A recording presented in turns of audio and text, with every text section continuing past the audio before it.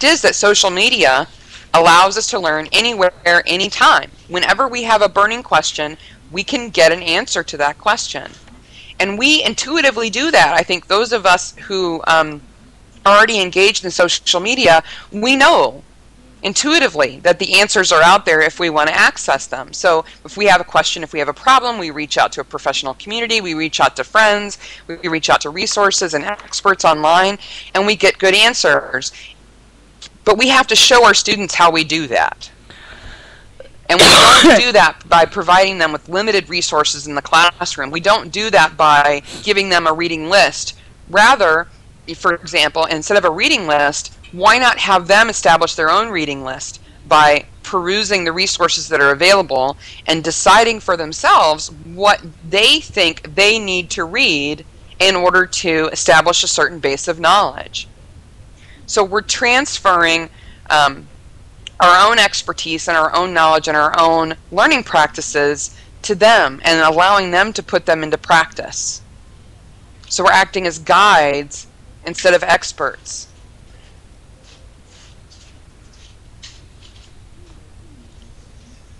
We should be relating to our students more as experienced community members rather than employers.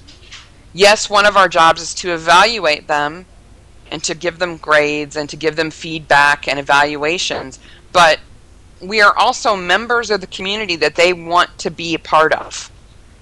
If you're teaching students in your subject area, you know, if you're part of their major, you are part of their professional community.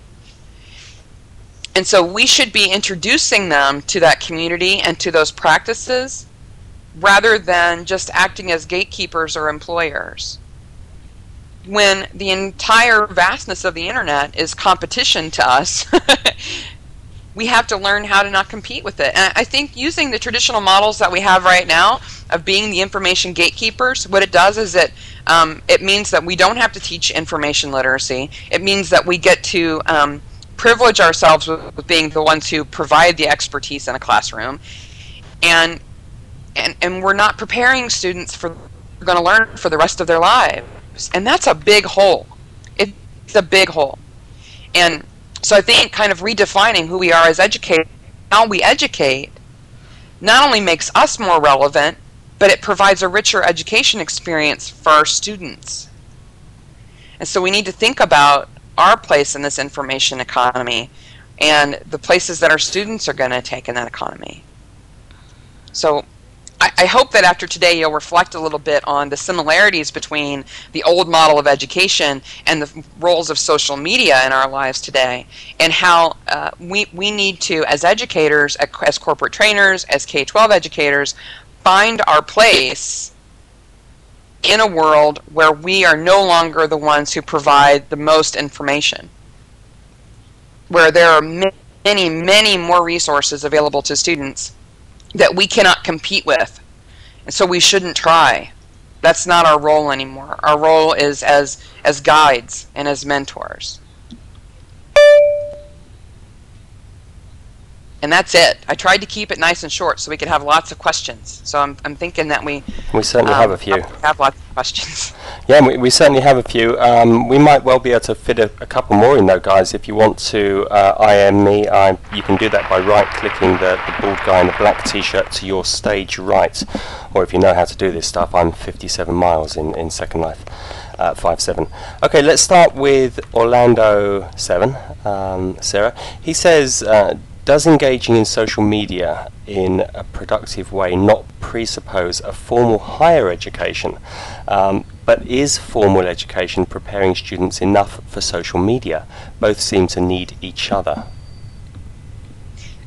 Yes. That's a pretty simple answer, but yes. I think the idea that that amateur learning or self-driven learning, which I think we've probably all engaged in, you know, every time you go to a cookbook, right, you're engaging in, you know, sort of amateur learning or self-driven learning. There's a perceived rift between that kind of learning and institutionalized learning. But the more social media we have access to, the line has to blur, because if we enforce some kind of separation, the institutionalized learning methods will lose.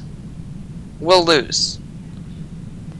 Okay. So, sorry. So yes. So yeah. So I think we need to start blurring that line and preparing students for that.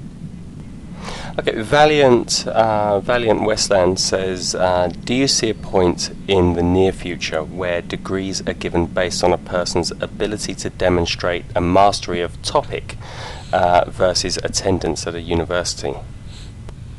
Well, PhDs in the UK are already done that way, aren't they?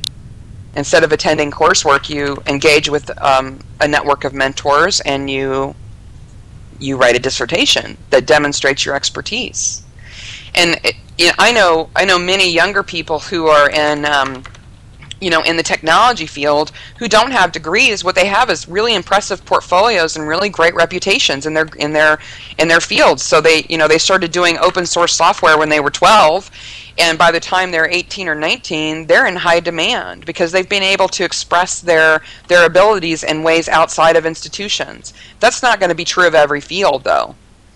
But if we know that that's possible, if we know that that kind of expression of learning is possible, then it's bound to leak into other subject areas. And so instead of ignoring it or pretending that it's not as important, what we have to do is engage with it and leverage it for our students' benefit.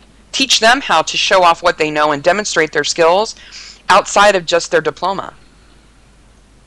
Okay, and Chick Dreadlow says, why can they learn everything but information literacy online? Why can't they learn how to use social media online? Why are those the things that we can offer? Why are those the things we can offer to the equation? Can't the mentors that would teach them photography teach students to become professionals? Or are social media only good for teaching skills? No, I agree. I think that students can learn information literacy online. I think they can. I think it takes a lot longer. I think that the risks are kind of high when we make mistakes. I mean, we're already seeing, we're hearing the horror stories about, high school and college students who post the wrong information about themselves on a social network, and it costs them a job or something. Of course, those mistakes are not common.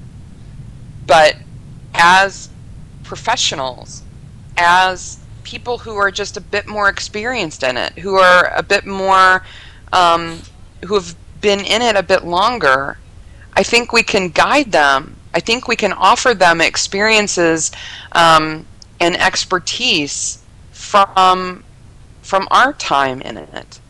I'm not saying that we know more than they do, but we're the ones who came before. And one of the reasons why educators are in a good position to teach that is that we remember before these technologies. I mean, I remember before blogs and before social networks, right? And so I have a bit more perspective about how those technologies affect us and how they're different than the impact that they have on us than a student who comes to me who doesn't remember life before the internet. And so I need to leverage that experience and that knowledge and that time to get them up to speed so that they don't have to go through those experiences and get used to it. They can just jump in and start making the most use of these new forms of communication to engage in their own, educating themselves for their whole lives. Thanks, Sarah. Jen Heinrichs says, if we have a new role of educators, how are we going to force a paradigm shift on employers and companies as these newly educated people come out of these institutions? Well, hopefully employers are listening too. Hopefully not only will education start to shift a little bit, but businesses will too.